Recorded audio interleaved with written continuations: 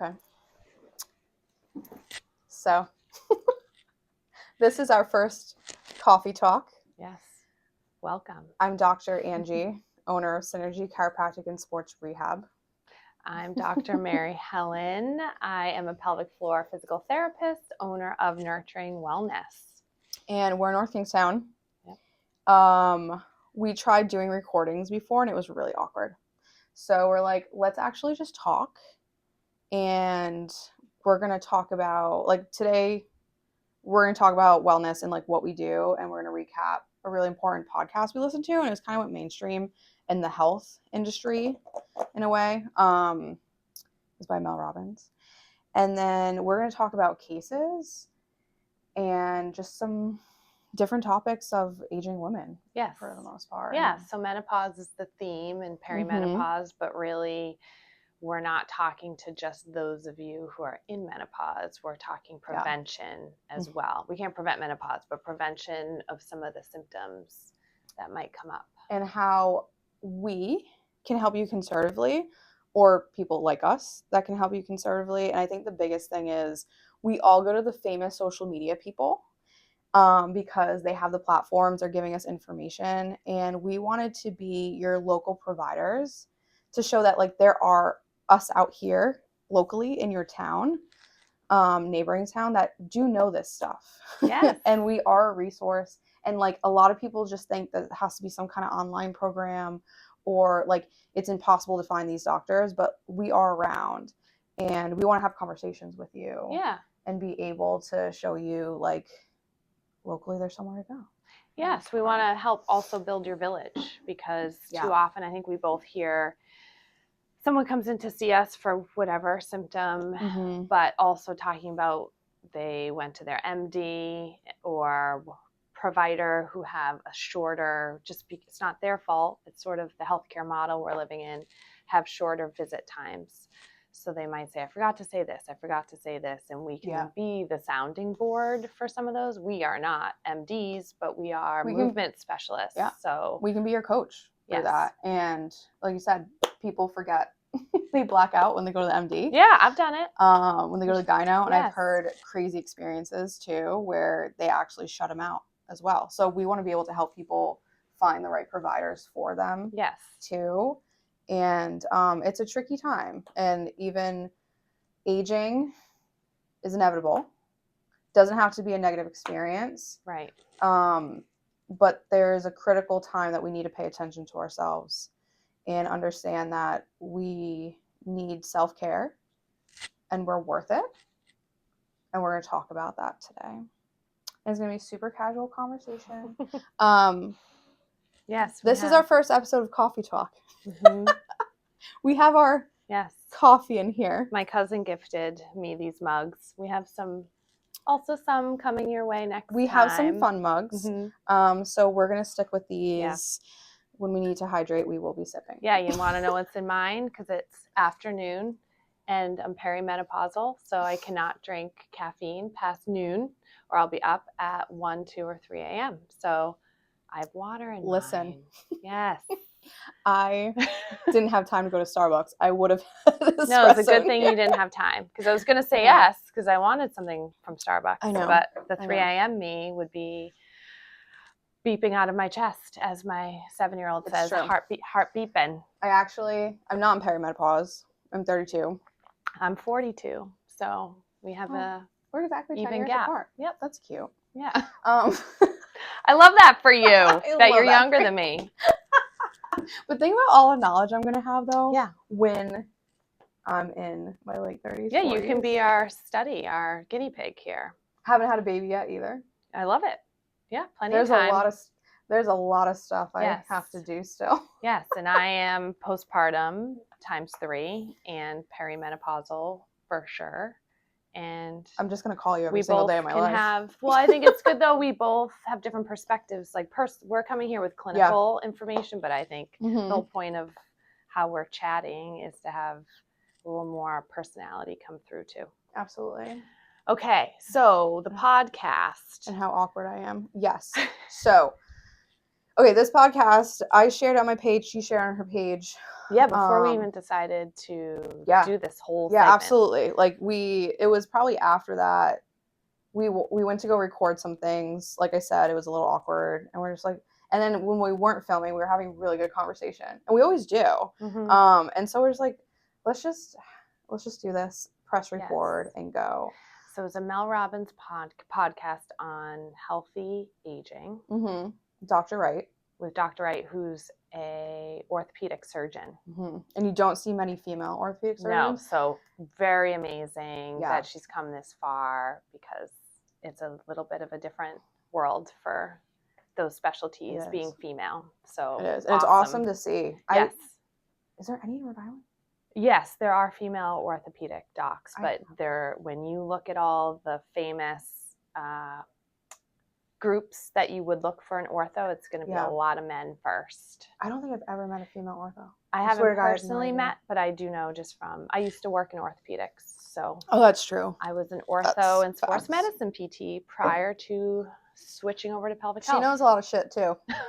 I learn a lot from her. Vice versa. So, we're here for each other. I don't know if we mentioned we share a suite. This is my treatment room. Her room is the cleanest right now. It's been a long week, and we need a cleaning service. Yes. Okay. Needs to come in. So let's start with some of the bullet points that we wanted to highlight and just sift out to talk about. So biggest thing we want to talk about here is women need to think differently about their health. And this is going to be just a really good intro. And we talked about how we're going to get into really specific topics at one point. But I think this is just a really good starting point on let's start to think about your health, and how you should take care of your body, and how you should move forward as you age. Yes, because I think you wrote down, and I'm going to forget it, a quote too, that it's not about, we're always reminiscing and looking back at as women too. I wasn't like this when I was in my 20s. I could do X, Y, and Z. And we're always sort of judging where we're at now and looking back and thinking we don't have anything positive to look forward to in terms of movement or how our bodies feel. And so there was a way you wrote down, and now I can't find it, about talking about wellness going forward versus. So think about lifespan versus health span. Yes. Okay. So now the average age, so women the average age we live to is 81 years old. Men is 76. Yes, it's definitely younger. Like midlife. Yeah, so I'm in midlife. You're in midlife. Like you could possibly be halfway to the last day. So and then we're going to talk about our critical 10 years that we have to really pay attention to ourselves. And like you said, we're reminiscing about being in our 20s and all the things we could do, and as a teenager and everything. And so you start to think negative, right? But we can change these habits and change the way our second half of life is going to be. And they talk about in this, and sorry again, if you have probably listened to this podcast, we might butcher some lines. I just try to take major points from this, is like 35 to 45. I almost lost my train of thought. 35 to 45 is like, this is the critical decade that we need to change the trajectory and establish habits. Because she talked about in your 30s, you've already made career decisions. So for the most part, by late 30s, you're in your career, you're making money, you've made commitments in relationships, you've made commitments to have kids. All that's happening, and you're in the thick of it. And now it's time to make the commitment to yourself. Yes. And then not from this podcast, but what I had written down when we started just sharing info with each other about menopause. I'm pretty certain this is from Dr. Mary Claire Haver in her book, Menopause. The New Menopause? The New Menopause. Yeah. Again, brain fog, guys. Brain fog. This is why Angela has perimenopause. Yeah. So at age 30, which we both learned this in school anyway, but just want to always talk about my sources here as well. Mm-hmm. Age 30, we start losing muscle mass. At 30, it happens. Yeah. So that whole idea of your grandmother who might be in their 60s, 70s, 80s talking about shrinking, that shrinking is happening already. Yep. Mm-hmm. So it's happening. You're in your 30s. Like when you have your older individuals who are just like, I used to be 6'2", but now I'm like that didn't just happen in one night. Yeah. So that the losing height is because of our intervertebral discs. We don't have to get into that. But on top of that, we do lose muscle mass. Yep. And then through perimenopause and postmenopause, we're losing muscle mass at a much faster rate. Yep. So that's why the critical decade, the critical age of starting to look at your habits in your 30s helps to slow that down. Yes, that's going to happen if biologically we're designed that way, but we don't have to add to it. Absolutely. Absolutely. And we're going to talk about how critical it is because just because you have longer lifespan. So lifespan is like what age you get to, right? Like you can live to 100.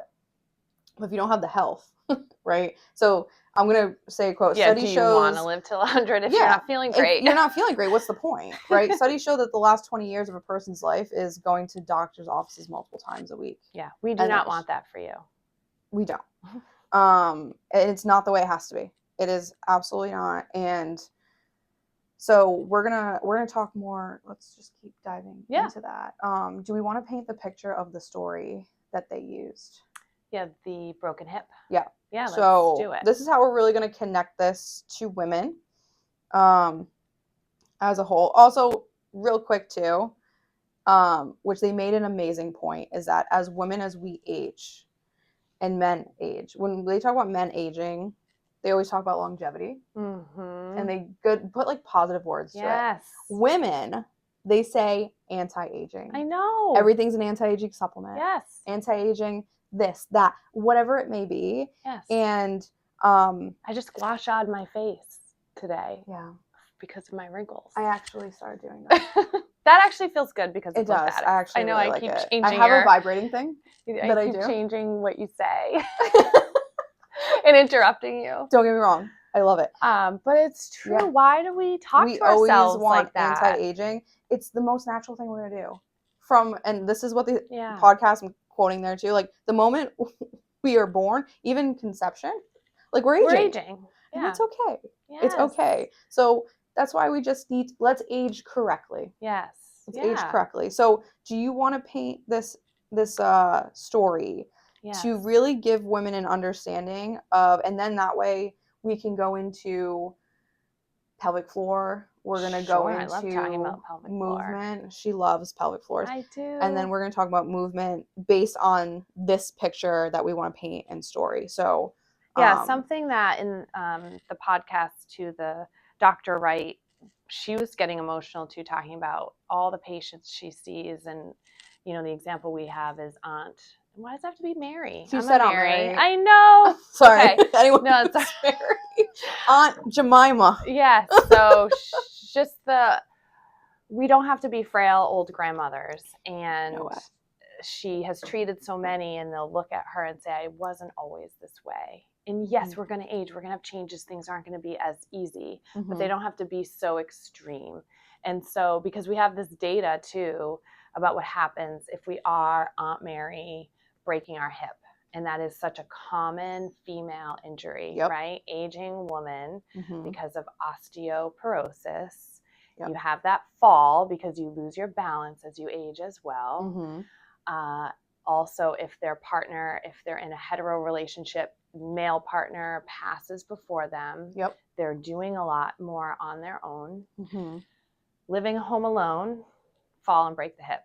And so you don't want to you're laying there in pain.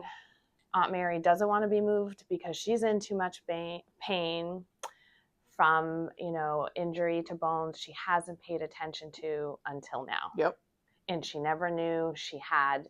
We hear osteopenia, we hear osteoporosis. But it's almost like at that age, sometimes we normalize it. It's normalized. Like we don't even care. Like, okay, I have this. My mother had it. Okay. And in our realm, what we can talk about in addressing it is exercise and movement. And then what's getting highlighted now, and we are not, it's not in our scope to prescribe, but really ask your doctor questions about hormones, because the estrogen tanking that happens during menopause is a huge reason for this osteoporosis. So there are tests you can do and conversations you can have with your provider to ask about it. And so we can't prescribe, we can't guide you in that, but we can just highlight some things for you. And so movement is what we can do. So in addition to Aunt Mary, so now she has this hip fracture. Do we think her pelvic floor is great? Has she talked about that? No, nobody used to talk about pelvic floors like we do now. I mean, this wasn't even talked about to me in my professional program, my doctoral program. We skipped over pelvic floor. I had to seek this out, educate myself, find the right programs to become a pelvic floor PT. So we definitely know Aunt Mary didn't know that incontinence is the leading cause of being admitted to a nursing home. So not only does she have a hip fracture, she's also not continent, and UTIs, it spirals into that. So that becomes a medical need on top of all her other medical needs. So she has surgery. Cardiovascular health is a concern when you get up there in age, and being able to handle all that surgery. They might not even clear her for surgery, because if her heart isn't good, they're too nervous to put her under. She won't come out of it. And then on top of that, she might even have dementia. Alzheimer's. Also, and then that's it. And there's evidence that hormone replacement can help with dementia, but you know what else can? Exercise. Movement. And we can get into that too. But it's literally like, and we'll get, like, the point is that movement can solve a lot of chronic issues. And like, yes, we can dive into like, but what's right? We'll get into that a little bit more. But for example, like Aunt Mary, right? Her hip's broken. She's laying there in pain. Never pay attention to these bones. Pelvic floor, not doing great. She's leaking. She has what do you call it? Genitourinary symptoms. So that's really talking about weak pelvic floor. Then it leads to UTIs. Then, because she's incontinent, she's painful. Needs surgery. They won't put her under. She's not doing great. She's looking at, and like in the podcast, like looking at her daughter, and she's like, I don't understand how I got here. Don't get old. And it's like, okay, we can't blame her for that. No. But people weren't talking like this. We need a conscious effort, and I think I quoted this, in belief that we're worth it to change the trajectory of our future. Because we don't have to end up like Aunt Mary. No. It does not have to happen. And instead of us looking at the 80-year-old in the gym who we think is a gem that is deadlifting and doing amazing things, like, no, that's actually should be the norm. And I'm personally, I just don't settle for that. And when I have people that come in, I hate when I do this, but literally they're just like, I'm just getting old. And I'm like, no, you're not just getting old. You just need proper guidance and reassurance on how to move, when to move, whatever that may look like. So we don't have to be Aunt Mary. Right. And I have personally lived through the 30s where movement was so hard for me to carve out time for, right? I had my profession. I'm a wife. I had all three of my kids in my 20s and 30s. And so then what? Like, mom starts to just disappear. And so I think what we both do quite well in our practices is helping you guys in that hard phase where it is so essential that this becomes habit and priority, so we can avoid 70s and 80s and 90s worrying about fractures in these complex medical cases, and help figure out where in your life we can sprinkle movement in. And on top of it, if you're in pain, let's get that down so it's easier to move. So this is where we come in as professionals that we are locally. Yes, we cannot prescribe hormones, and we'll get into different categories about menopause and all that and what can be done. But let's talk about what hurts, right? And let's talk about, because there's a lot of things where people are like, well, I'm trying to do this, but I'm in pain and I get hurt worse. Pelvic floor symptoms. They're not recovering well. They're leaking when they're doing things. Yeah. Give a couple examples that you do here at your office. Well, a big thing in talking about, we were just talking about the long game too, is not jumping back. I think also, even hearing us talk, maybe your knee-jerk reaction is, oh shoot, I really do need to get back to movement. Let me just hop online, YouTube something. And it's better than nothing. It is better than nothing. But also what I very much preach in my practice, especially postpartum, is to think long game. So we want movement to always be accessible for you. So 6 weeks postpartum, you get the MD clearance. That does not mean you go running on Narragansett Beach. I did. So I have so many personal examples. I was not a pelvic floor PT. It was my first baby. But no, that's not, no. There's so many steps to go into to get you back to what you like to do. Absolutely. The symptoms I see pelvic floor wise, I mean, everything. So leaking urine, leaking gas, leaking stool, having to rush to the bathroom, running into Target and having to go to the bathroom right away, you not being in control of your bowels and bladder, them controlling you, pain with intimacy, which is a whole big thing to talk about during perimenopause and menopause. I'm actually excited to talk about that one. You're going to take the lead on that. I cannot believe how much I talk about intimacy in here. If anyone knows me or grew up with me, I did not go to school where I thought I would talk about pee, poop, and sex. My name is Maryhelen. She was a good little Catholic girl. Yes, I was raised very, outside Boston, Irish Catholic family. And she took a whole different approach. A little 180. But it's part of our lifestyle. Like, this is important, and women need to talk about this with someone that can help them. Absolutely. I don't want you to go to book club and just talk about how you peed on the trampoline or intimacy hurts. Like, this isn't how it has to be. It's not how it has to be.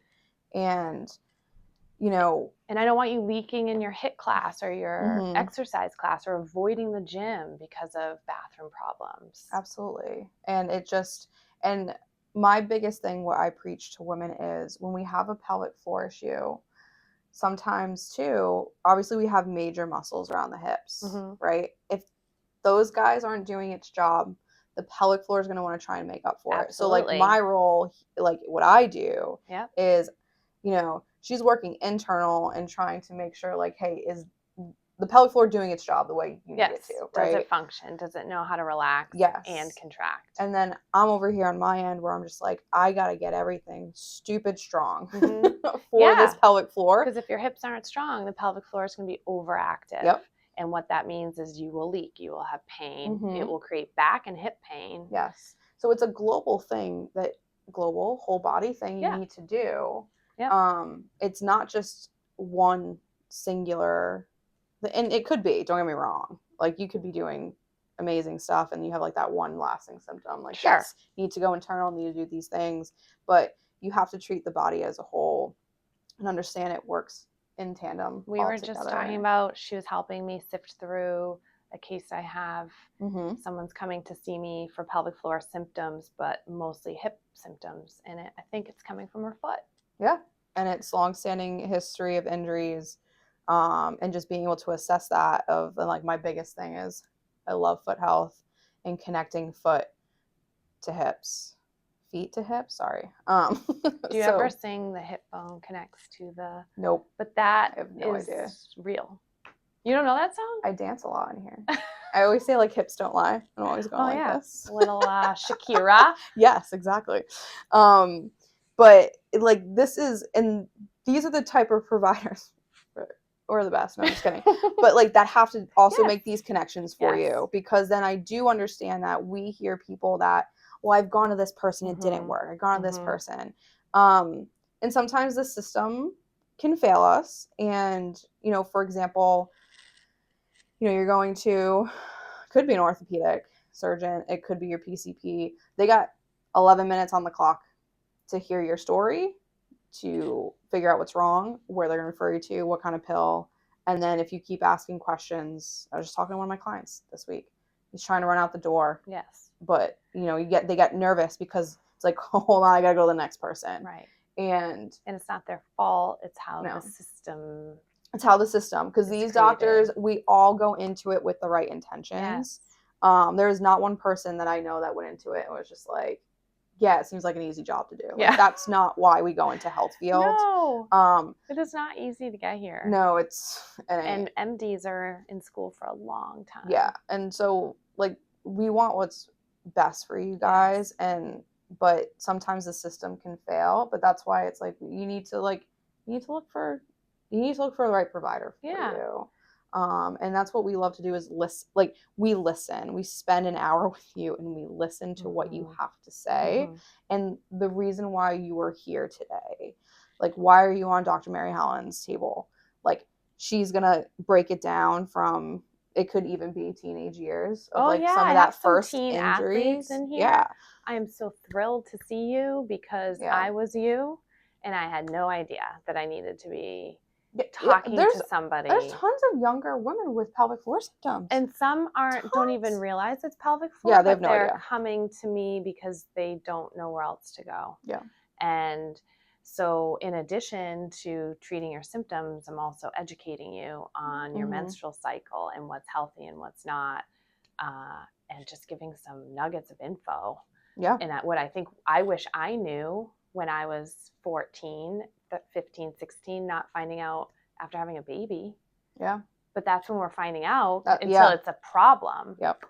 Exactly. And so, we want to try and be as proactive as possible. And don't get me wrong, different mindset when you're younger. I'm not talking to them the same way I am my 50-year-old client. Yeah. And it's kind of like we were talking about how we're reminiscing in our 20s, but when we get to our 30s and 40s, we have this different type of wisdom and better education and understanding of life and ourselves. And that's why that's part of the critical decade, to start shifting your mindset to your second half of life, because we already know what the first half was like. We can see the future with our parents, grandparents. And, in this moment, you have to make that decision. Now, you're over 45. It doesn't mean by any means it's like it's too late. No. By any means. You can start at any time. And we could go into like the specs of like, if you weight train, there's a specific hormone that releases, and like, yeah, sure. Let me just tell you, you can weight train. You can weight train, weight lift. You can do cross training at any time. You can run at any time. Big thing we were talking about that I was guilty of is not having enough variety. So let's get into that. And I'm a distance runner, or was. I don't know. My distance isn't as distancey anymore. But so us runners hate weight training. Maybe there are some of you out there who love it, but on average, we're known for not being gym people.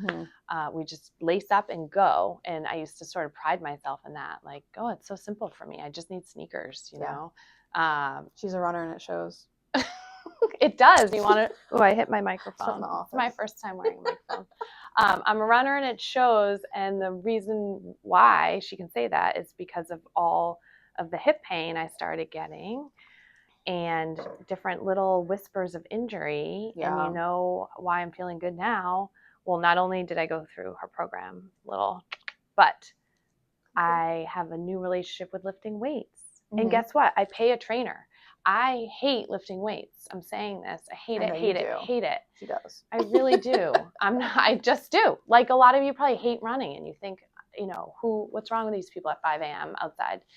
I just don't love it, but I know how important it is. And so I'm sourcing out to focus on it. And if you're not going to pay a trainer, at least just know you need to get those heavy weights, not the 5 pounds. You need heavy in your house and start moving. Yeah, absolutely. So let's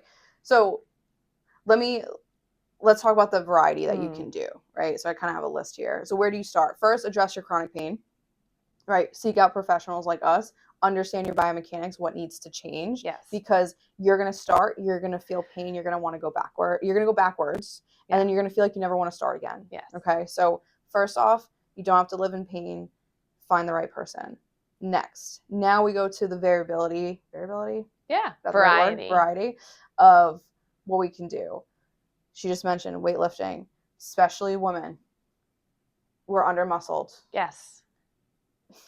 They sound the podcast, which I laugh, but she said it, not me. Get rid of your neon little weights. I know. I have some here. I have them too. You got to start somewhere, okay? Yes. But like in general, progress. Yes, our glutes need more than. I'm all about the booty, and I will talk about the booty all day. Yeah. You need to progress the weights. You don't stay there. You have to challenge yourself to go up, okay? And I say, I put in perimenopause, your body is in total chaos. It is. When we go through these changes, we lose estrogen. You guys, it's real. So the estrogen helps stimulate this muscle growth. Yes. And it's a real thing. And so, but if you take this time, let's just say the critical decade, and you start to actually progress and do it, like, you won't end up frail and you won't end up in a nursing home. And it will be simpler to do when you're experiencing the brain fog and fatigue that I don't want to say is inevitable, but it's going to happen. Like it, not to everyone, but likely. And let's get the habits going. I wish I had started a little sooner. Absolutely. I tried, but I didn't try hard enough. And so now I'm sort of left with, I have no choice because I'm hurting my back in beginner tennis. So that's not cool. Tennis does it. It shouldn't. Tennis shouldn't be the thing. Pickleball. Can we do a whole episode on pickleball? So yes. For example. Yeah. And you should look at the graphs of what our hormones are doing in perimenopause. Yeah. I hope we can, we should talk about that for sure. Yeah. Like, get to the nitty gritty of just understanding, but also not too much, like enough science so people understand. And that's the thing, we do study this, even if it's not our scope to be prescribers. We do the research to know when you guys come in what you're going through. Absolutely. And that's the thing, like we are menopause coaches. We do the research, we've done the test, whatever the heck it is, right? The big book. And I don't know where I was going with that. We're here to help you. Like, we know what the body's doing physiologically. We're movement experts. Yes, we're movement, but we know what's happening in the body that could prevent or cause a specific, could be pain, symptom, why recovery is this way, why you're tired or sluggish. Yes. So, like, that's what we're here, and that's why we got this education, to be able to coach you in the right direction and empathize. Yeah, and we want you to come in and tell us really how you're feeling. Yeah, like, don't hide it. Like, you have to tell your other doctor. Yeah. We want to hear all of it so we can treat the whole system. We have to treat the whole system. Yeah, treat the whole body, I mean. Whole thing. So, yes, weightlifting helps. Then, but not just weightlifting. Not just weightlifting. She talked about running. So we have the running, like zone 1, 2, heart rate. And if you hate running, you could get on your bike. Could be bike, could be rower. The rower, walking. Yes, walking, absolutely. Swimming, obviously, hard. Swimming. You don't like it? I'm not good at it. It's like I want to like it and be good at it. Okay, we'll work on it. Like I actually like running now. Yay! Because I know I can do a distance. You know what I mean? So I just need to force myself. Then 2 more things are flexibility and range of motion of joints. So it's really straightforward. You don't work the joint, you will get stiff. Yes. And there's a lot of joints in our body that is more than just our shoulder and our hip, our neck. Like, those are like the main ones people talk about being stiff. Like, there's joints in our feet. There's knee joint. You don't bend it for a long time. If you keep it straight for like 5 days, it's not going to bend when you go to bend it. For a reason you wouldn't bend it. But, like, you have to challenge these joints, and they are designed to do this for you. So. Yeah, but in our 20s and 30s, when we're focusing on, career, you might be sitting at a desk more. Yeah. You're not playing your college sport. Your identity shifts a little bit. Yeah. And so I think it just creeps up. It's sneaky. It does. And it's no one's fault. It's just like, again, it could be lack of education too out there. And there's more. I think there's more accessibility to these things. There's more programs online, and it's great. Yeah. But also, you got to make sure it's tailored to you. these online people don't know what you're going through. Right. And it's good to be able to talk to a professional. Yeah, and have a in-person hands-on assessment. Yeah. And maybe you can still do both. Yeah, absolutely. I always love hearing, especially with the population I see the most, which is postpartum. Mm-hmm. I get it. You're not going to have time always to come in as much as you would like, or maybe just for as long as you would like. So I love the dual purpose of coming in to see one of us, but then also having that program to guide you at home too. Yeah, you have to make it work. You make it work for your lifestyle. Yes. And I firmly believe that. And then the last one is balancing, having a good equilibrium, foot health. I could go on all day about it because I'm a gait guru. Your gait happens.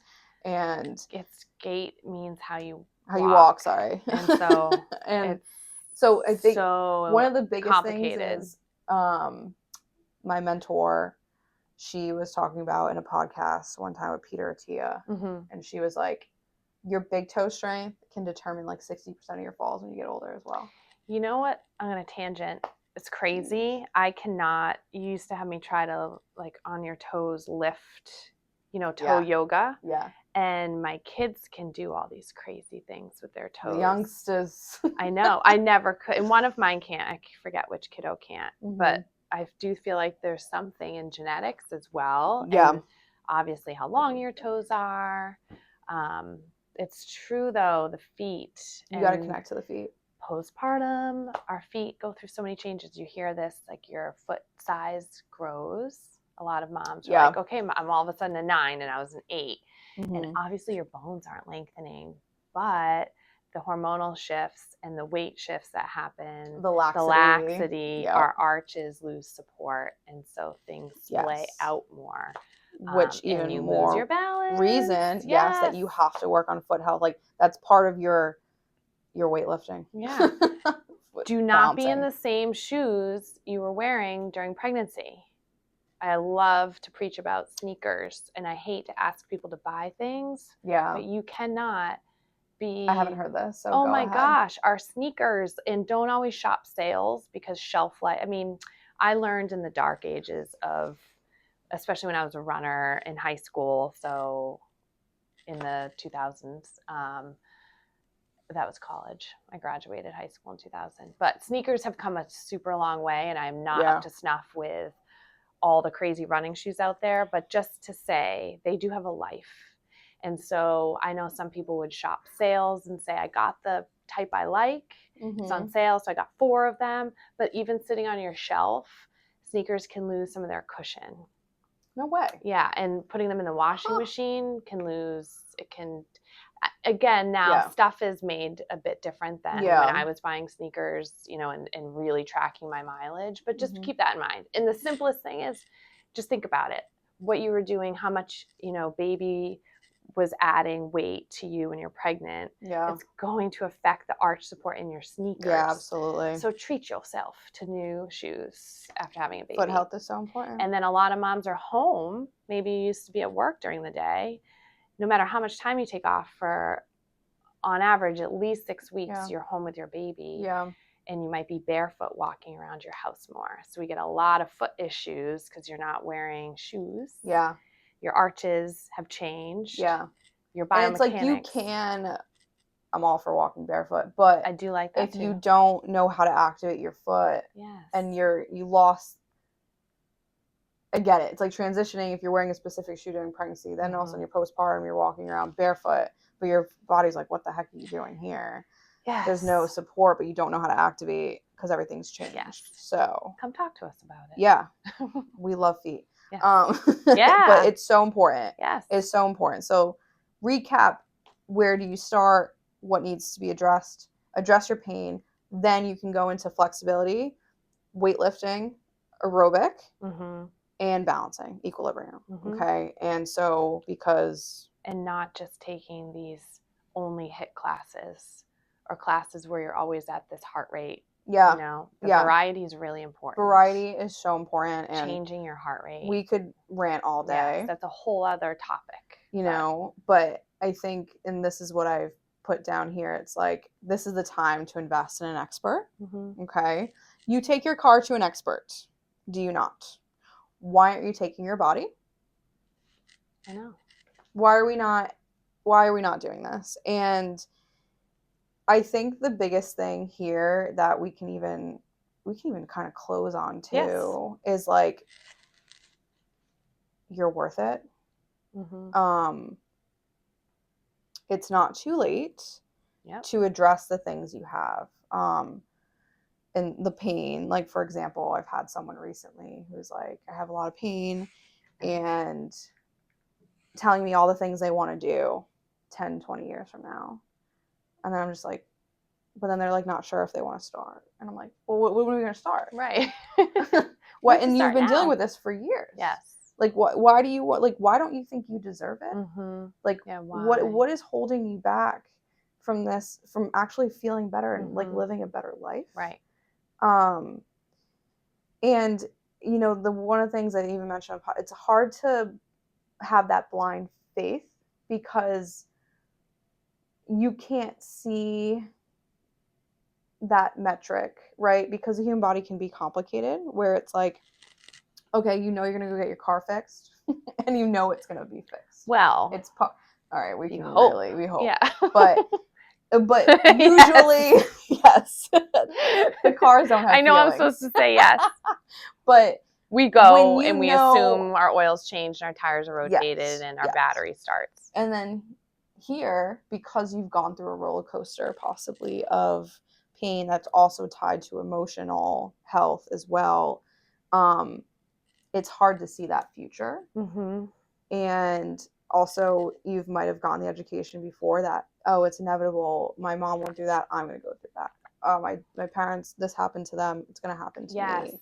And don't get me wrong, genetics will always play a factor in something, but you can change the trajectory.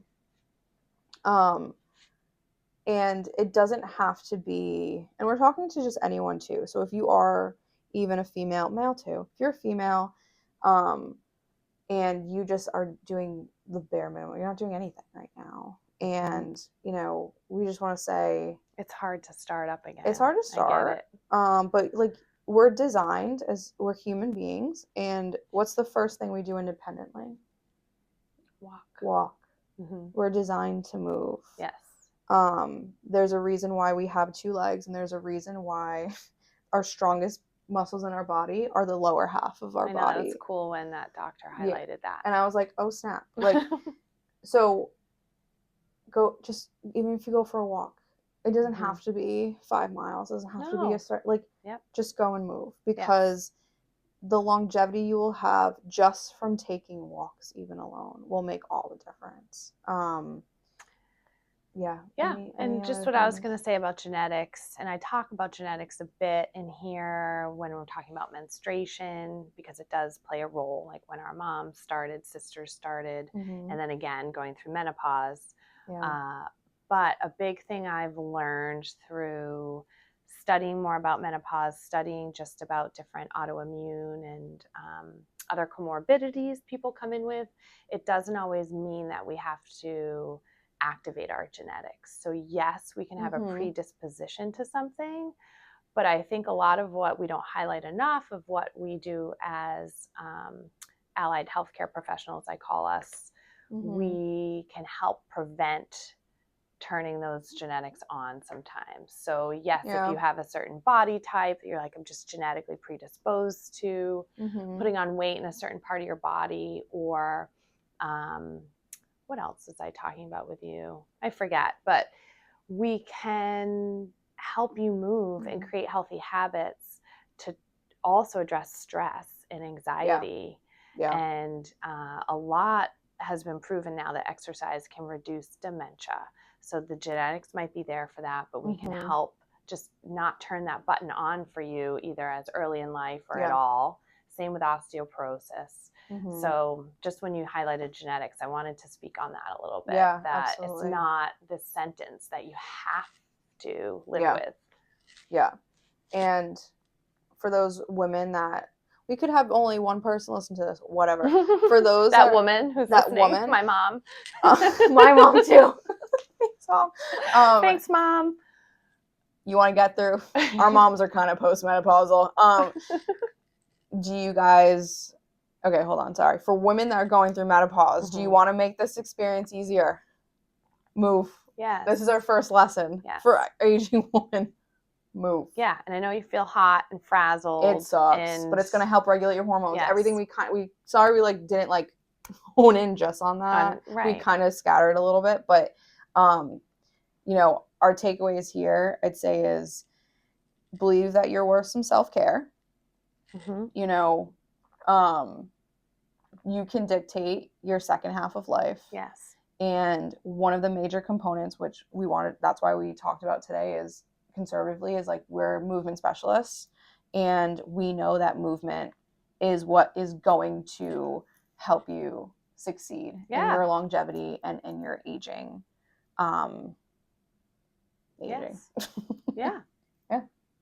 So, any other closing comments? My face is getting red. No, let's follow along and see if I can play tennis this summer and not hurt my back. I'm joining a pickleball league. Did I tell you? Yes. Oh, okay. You should. I'm super pumped. I'll never do tennis. I think that's too hard. I want to learn pickleball, but I can't do two things at once.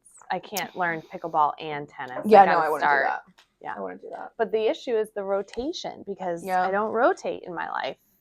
I don't run like that. I do. I'm running a lot too, and I'm happy about it. Yay. But I also, this is a little excessive. I run, right now I'm running at least 3 hours a week. Awesome. And then I'm weightlifting 3 to 4 times a week. That's good. But I absolutely, I would love to weightlift that much. Don't get me wrong, like, I'm working 12 hours a day. Right. Like, I have a lot going on, but I'm very independent. I don't have a lot of responsibilities besides this business. Do not get me wrong. But I feel amazing, even though I work a lot. Like, there's a lot on that end. If I don't get my movement in that day, I feel like crap. My family knows if I haven't worked out. Yeah. So there's so many benefits to it. Everything. Any other closing stuff we want to say? No, I feel like we said all the big things. We just want to be a space to come with questions and have these conversations. And we do sit and talk with our clients a lot. There's a lot of chatter because we need to hear your story. And we want to share some stories too at some point. We'll have cases, and like, because you're going to hear yourself in these stories and these people too, and be like, oh crap, that's me. Yes. So you'll know that if like you're someone that needs to gain education or get healthy, like whatever it may be. So thanks for those that listen. Yes. Our first coffee talk.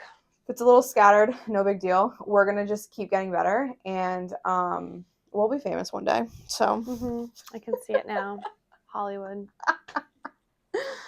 The good little two good Catholic girls. Dr. Angela, my God. Dr. Maryhelen. Okay, bye. Thanks.